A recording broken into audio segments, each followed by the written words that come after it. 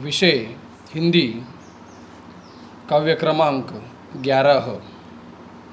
कविता का नाम निर्माणों के पावन युग में। निर्माण का अर्थ है विकास, पावन का अर्थ है पवित्र। निर्माणों के पावन युग में इस कविता के कवि अटल बिहारी वाजपेयी, जो भारत के पूर्व प्रधानमंत्री थे। अब पद्य संबंधी देखेंगे। ये रस की अनुभूति कराने वाली, सुंदर अर्थ प्रकट करने वाली, लोकोत्तर आनंद देने वाली रचना कविता होती है। इसमें दृश्य की अनुभूतियों का साकार किया जाता है, या दृश्य को साकार किया जाता है। अब इस कविता के माध्यम से कवि अटल बिहारी वाजपेयी जी ने हमें क्या संदेश दिया है। वाजपेयी जी कहते हैं कि नूतन अनुसंधान, नूतन का अर्थ है नया, अनुसंधान का अर्थ है खोज, नई खोज करनी है। संस्कृति का सम्मान करना है, यानी नई नई खोज करनी है, संस्कृति का सम्मान करना है, जगत का कल्याण करना है, जगत का उत्थान करना है। इसके साथ साथ अच्छा चरित्र भी निर्माण करना है, यानी नई खोज, संस्कृति का सम्मान, जगत का कल्याण। इसके साथ ही कवि वाजपेयी जी चरित्र निर्माण पर जोर देते हैं। एक अच्छी चरित्र निर्माण होने चाहिए। अब काव्य का अर्थ देखेंगे। निर्माणों के पावन युग में हम चरित्र निर्माण न भूलें। स्वार्थ साधना की आंधी में वसुधा का कल्याण न भूलें। अब पहले अर्थ बताया है निर्माण। निर्माण का मतलब है विकास, पावन यानी पवित्र, आंधी यानी तूफान, वसुधा, वसुधा यानी पृथ्वी। तो कवि कहते हैं कि यह युग निर्माणों का युग है, यानी विकास का युग है। यह युग बहुत पवित्र युग है। पर जब हम विकास कर रहे हैं तो विकास करने के साथ साथ हमें चरित्र निर्माण भी बहुत ज़रूरी है। चरित्र निर्माण करना भी बहुत ज़रूरी है। इसका मतलब अच्छे लोग, संस्कारी पीढ़ी तैयार होनी भी बहुत आवश्यकता है। क्योंकि हमें इस बात को ध्यान में रखना है कि निर्माण यानी विकास के साथ साथ चरित्र भी निर्माण करना होगा। क्योंकि आज हम देखते हैं कि हर कोई अपना स्वार्थ साधने के लिए, अपना स्वार्थ सिद्ध करने के लिए लगा हुआ है।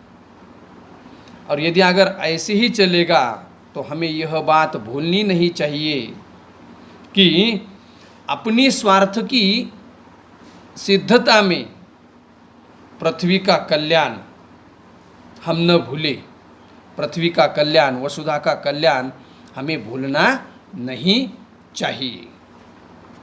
आगे की पंक्ति देखेंगे। माना अगम अगाध सिंधु है, संघर्षों का पार नहीं है।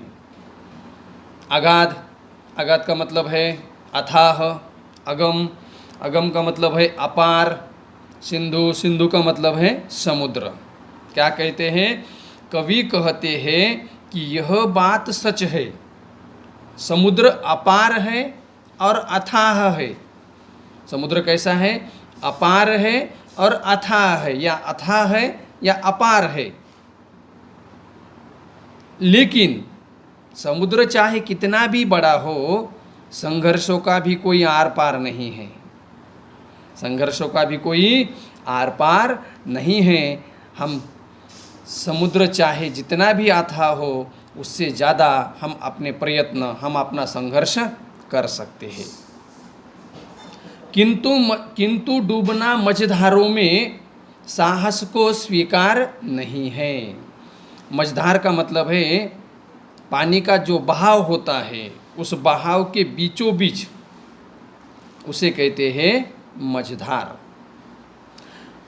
अब हम देखते हैं कि जो व्यक्ति हमेशा प्रयत्नरत रहता है, हमेशा प्रयत्न करता है, ऐसा साहसी व्यक्ति अपने संघर्षों के बीच में, जिसे यहाँ पर मझधार कहा है, संघर्षों के बीच में उसे अपने प्रयत्न छोड़ देना मंजूर नहीं होता।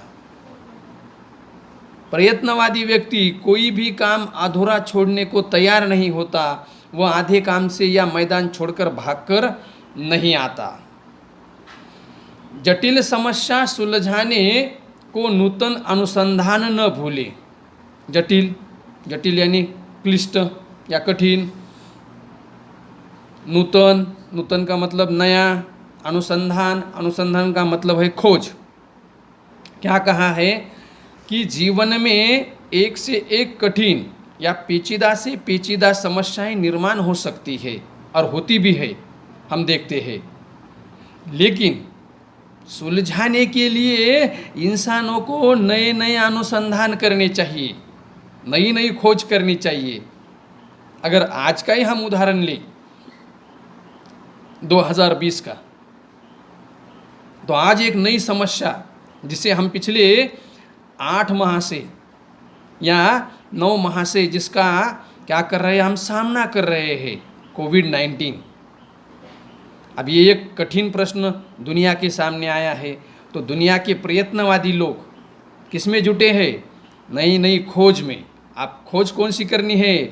उस कोविड-19 यानी उस कोविड वायरस को मारने की दवाइयाँ बना रहे हैं, नई नई वैक्सीन की खोज कर रहे हैं, प्रयत्नशील है, प्रयत्न कर रहे हैं। पिछले 8-9 महीने से पूरी दुनिया में कुछ व्यक्ति, वैज्ञानिक या डॉक्टरों की टीम इस काम में जुटी हुई है। प्रश्न चाहे कितना भी कठिन हो, लेकिन हमें नए नए अनुसंधान का उपयोग करना चाहिए। निर्माणों के पावन युग में हम चरित्र निर्माण न भूलें। स्वार्थ साधना की आंधी में वसुधा का कल्याण न भूलें। यानी फिर वही 2 पंक्तियाँ हैं जिसका अर्थ पहले बार बताया था कि कवि कहते हैं कि यह युग विकासों का युग है, यह युग पावन युग है, और इस युग में हमें चरित्र निर्माण करने हैं। विकास तो करना ही है, लेकिन विकास के साथ साथ हमें चरित्र भी निर्माण करने पर जोर देना है। उसका कारण यह बताते हैं कि हर कोई अपनी स्वार्थ की सिद्धता में लगा हुआ है, हर कोई अपना स्वार्थ साधना चाहता है। यदि अगर हर कोई व्यक्ति स्वयं की स्वार्थ की आंधी में डूब जाएगा, तो फिर इस पृथ्वी का कल्याण कौन देखेगा? तो पृथ्वी का कल्याण भी हमें देखना है, क्योंकि पृथ्वी यदि अगर रहेगी तो मानव जीवित रहेगा या अन्य प्राणी जीवित रहेंगे।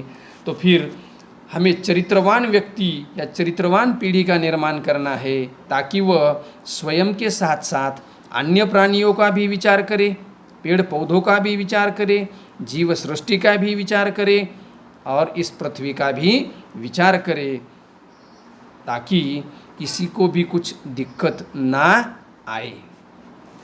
अब आप इस कविता का पठन कीजिए, इस कविता का गायन कीजिए।